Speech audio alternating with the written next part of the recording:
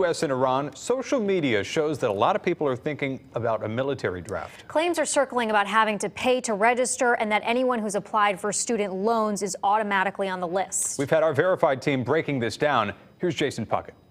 The Selective Service website crashed over the weekend because so many people were going to look up answers about a U.S. draft. And there's a lot of misinformation out there, like sites falsely trying to make you pay to register and claims you can't go to college without signing up. We're breaking down the facts, not to add any anxiety, but to let you know what's really going on. First off, we don't have a draft right now. We haven't had an open draft in the U.S. since 1973. A draft itself is when U.S. citizens are actively being called and enlisted in the military without volunteering. It requires an act of Congress. Both houses would have to vote to pass it, and the president would have to sign off on it. Now, if that did happen, which again hasn't occurred since Vietnam, that doesn't just mean men and women would start being drafted left and right. In fact, women wouldn't be drafted at all. As the law stands right now, only men would be drafted. And in the U.S., all men between 18 and 25 are legally required to register. That's where these memes came from. Many posters commenting that they registered for the draft by applying for a FAFSA student loan. And that's actually true. To qualify for FAFSA or any federal aid,